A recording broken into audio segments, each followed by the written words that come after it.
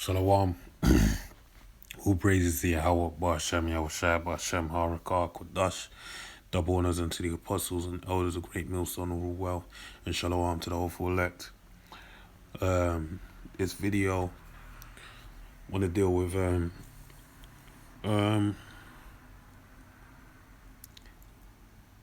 speech, basically. Use of your words. Words are power, man. All right, and they have a lot of force in them. And I'm not, Apostle Gabar, that man made me, that elder apostle made me understand. Amongst all the elder apostles, all the apostles made me understand this. But I just remember him driving it home with etymology and everything like that. And even the elder Ramah in the camp, I realized a force of words through experience, and it's made me understand how to utilize words with power. Okay, and it really made me understand how great words are, and how much you really want to kind of be a wordsmith, man, if that's in your spirit. If not, it is what it is. You know what I mean? But yeah, so I want to get right into the video. So this is Sirach 32:8. Let thy speech be short, comprehending much in few words. Be as one that knoweth, yet holdeth his tongue. Alright? So I'm going to read it again and break it down. So it says, let thy speech be short. Alright? So your speech is to be short. Alright? And you know what? I knew that. I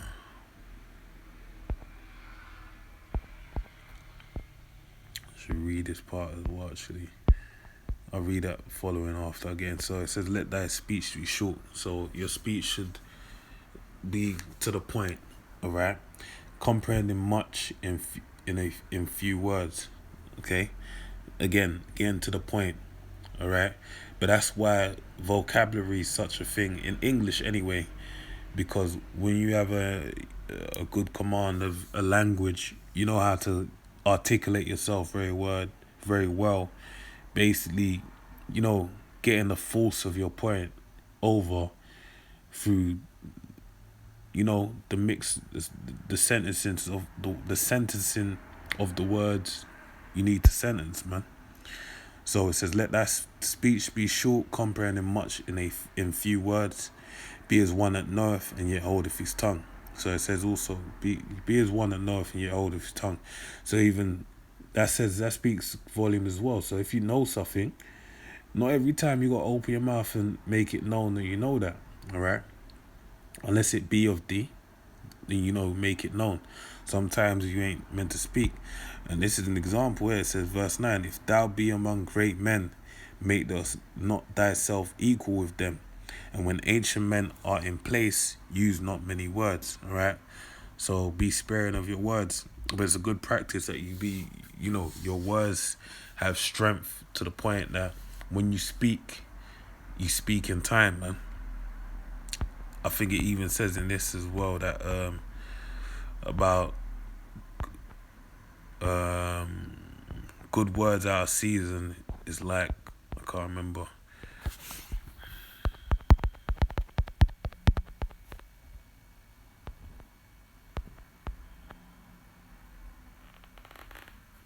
That's it.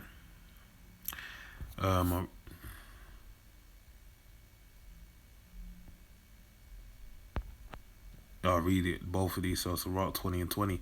A wise sentence shall be rejected when it cometh out of a fool's mouth, for he will not speak in due season. So a broken clock is right twice in a day. Even though you're right, man, it ain't turned on. The clock ain't turned on. So you got to speak in season when it's appropriate. A tale out of season is as music in mourning, but stripes, same thing. But the point is 20 and 20. So anyway, I want to delve into my point now. Alright, I'm going to show you the strength of the force of words through this example. And no other man, the baddest man to walk upon the earth, man, Yahushai. That man, Saint Kels, man. He knew his grasp of words crazy, right? Because he broke bones with his words.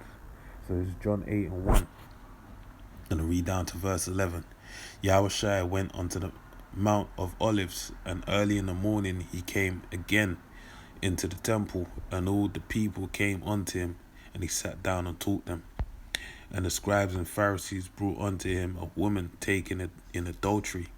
And when they had set her in the midst, they say unto him, Master, this woman was taken in adultery in the very act. Now Moses in the law commanded us that such should be stoned. But what sayest thou? All right. This they said, tempting him, that he might that they might have to accuse him. But Yahushua stooped down and with his finger wrote on the ground, as though he heard them not. All right. So there's another depth to this with this whole example, which I'll make mention of at the end. But just for clarity, what's basically happened is the wicked scribes and Pharisees brought this woman before Yahushua, saying, look, she got caught in adultery. And the only reason why they did this is for an occasion to catch him out, to be able to accuse him, and to basically undermine his power, his ability, all right? So that they can, establish that their power being what it was before his arrival can remain in place due to the, it tells you, man, that basically if everyone follows Yahushua, they'll lose their place basically, and they won't get their gifts from Caesar. So that was their whole goal in this whole situation on a carnal level. But they didn't really know that through the Spirit, they're working to fulfill prophecy, all right, through various moments leading up to, Yahushua being crucified. But yeah, so that's the point. So it says they said it tempting, all right, but he didn't even reply to them. All he did was just stoop down. Must have been sand down there. And it says, verse 7, so when they continued asking him, he lifted up himself and said unto them, he that is without sin among you, let him first cast a stone at her. Man, this man's something else, man. Yeah, I was shy, man. That feels like listening to my days, them lyrics. He basically embodied that Sirach 32 and 8 with his saying, okay? I've jumped the gun, but actually, I guess through the Spirit, that's how it is. Because I got some other information to pull out, but I'll pull it out right afterwards. And again, he stooped down and wrote on the ground. So basically, he continued asking him, he lifted himself up, after he wrote whatever he wrote.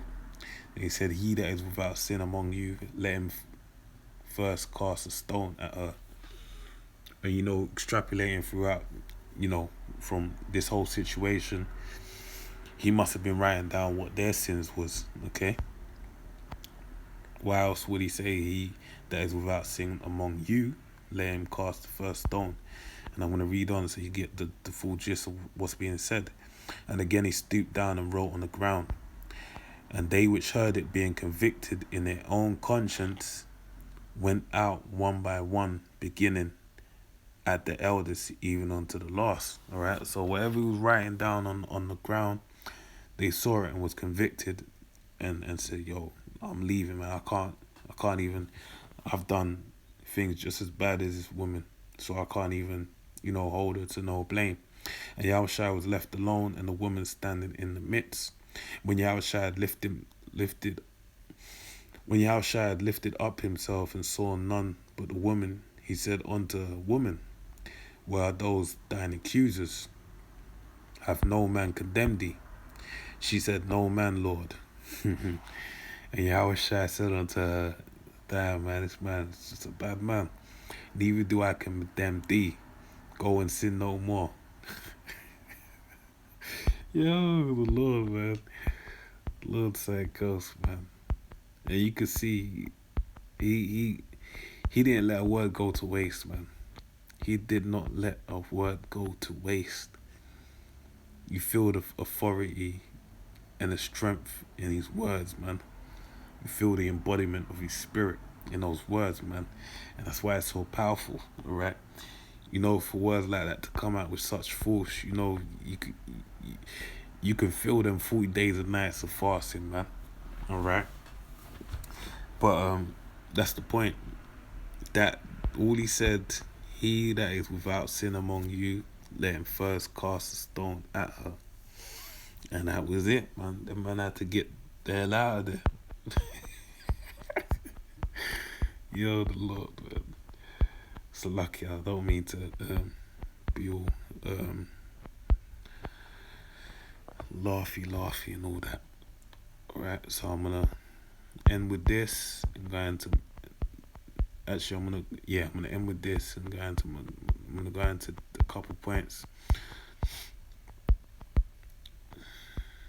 Actually, I'm gonna go into my points and end with this scripture. Actually, it don't even make sense. I'm just gonna end with the scripture. Salakia. It says Hebrews 4:12. For the word of Yahweh is quick and powerful and sharper than any two-edged sword. Alright? So Yahweh is the word, right? It tells you, Lord, I come in the volume of the book. Alright? It is written of me. So the Lord came in the volume of the book in the sense of he come to fulfill the words, speaking in tune with it, and a total embodiment of it. And that's why it says John 6:63 tells you that the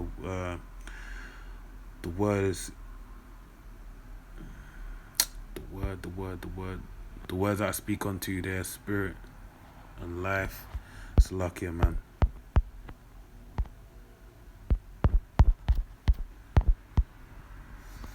It is the spirit that quickeneth, the flesh profiteth nothing. The words that I speak unto you, they are spirit and they are life. Alright? So that's, the Lord embodies that. It says it's Hebrews 4:12, and I'm going to end on this. And I pray you be edified.